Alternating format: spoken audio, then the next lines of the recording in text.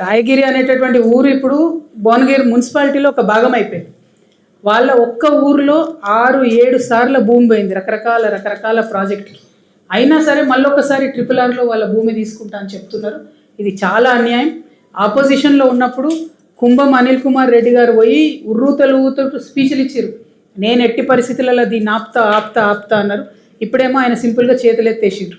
అదేవిధంగా కోమటిరెడ్డి వెంకటరెడ్డి గారు కూడా ఆనాడు ఆపోజిషన్లో ఉన్నప్పుడు అసలు ఇంచు కూడా పోనీ అని నేను అని చెప్పినటువంటి వ్యక్తి ఇవాళ మంత్రిగా ఉన్నారు. మరి ఇవాళ మాత్రం తను మాట్లాడడం లేదు. అసలు రింగ్ రోడ్ అంటే ఉన్నటువంటి పట్టణాలు మున్సిపాలిటీలు వాటి చుట్టూ తయలేదు రింగ్ రోడ్ అవుతుంది. ఇప్పుడు వీళ్ళు నార్థన్ కారిడార్లో ఏదైతే RRR తలపెట్టిరో ఈ RRR ఏంది మన భువనగిరి మధ్యలోకి వెళ్ళిపోతుంది, చౌటుప్పల్ మధ్యలోకి వెళ్ళిపోతుంది. లిటరలీ చౌటుప్పల్ 2 ముక్కలు అవుతున్నది. గజ్వేల్ మధ్యలోకి వెళ్ళిపోతుంది. అది ఎట్లా రింగ్ రోడ్ అవుతుంది? ఇంకొక మాట కూడా మనం దయచేసి ఆలోచన చేసుకోవాలి. అలైన్మెంట్ ఒక్కొక్క దగ్గర నార్థన్ పార్ట్లో అయినా సదర్న్ పార్ట్లో అయినా 3 నుంచి 4 సార్లు మారింది అలైన్మెంట్.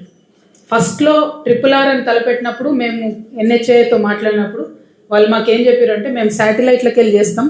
ఆ శాటిలైట్ మ్యాపింగ్ జనరల్గా పోరంబోక్ ల్యాండ్ నుంచి కొండల నుంచి గుట్టల నుంచి రోడ్డు తీసుకుపోతుంది కాబట్టి జనావాసాలకు ఇబ్బంది లేకుండా ఉంటుంది.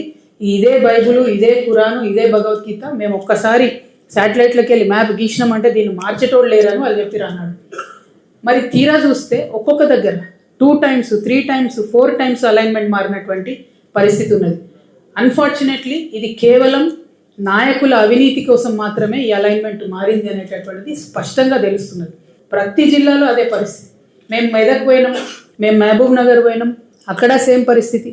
పెద్దల భూములు కాపాడతారు, పేదల భూములకి వెళ్ళిపోతుంది. చౌటుప్పల్ల సేమ్ పరిస్థితి. ఈ వెంచర్లు తప్పియడానికి, కాలేజీలు తప్పియడానికి అలైన్మెంట్ మార్చుకొని పేదల భూములకి వెళ్ళిపోతున్నాయి. రాయగిరిదైతే మరీ దారుణం. ఆల్రెడీ హైకోర్టు ఆర్డర్ ఇచ్చింది ఇన్నిసార్లు ఒక్కొక్క ఊర్లోకి వెళ్ళిపోవద్దు అని చెప్పి. ఆ హైకోర్టు ఆర్డర్ని ఆధారం చేసుకొని ముఖ్యమంత్రి గారు ఇన్వాల్వ్ కావాల్సినటువంటి సందర్భం వచ్చింది.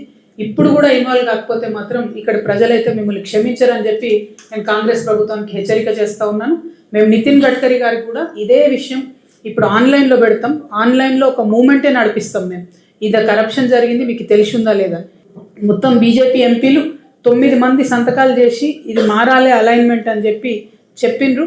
అయినా కూడా మరి అలైన్మెంట్ మారకుండా టెండర్లు పిలుస్తున్నారని తెలిసింది. కాబట్టి తెలంగాణ జాగృతి ఆధ్వర్యంలో జనవరి 5వ తారీఖు నాడు హైదరాబాద్ నగరంలో ఈ 8 జిల్లా ప్రజలు ఎక్కడెక్కడైతే రింగ్ రోడ్తో ఎఫెక్ట్ అవుతున్నారో RRRతో వాళ్ళతోనే ఒక రౌండ్ టేబుల్ సమావేశాన్ని కూడా నిర్వహించి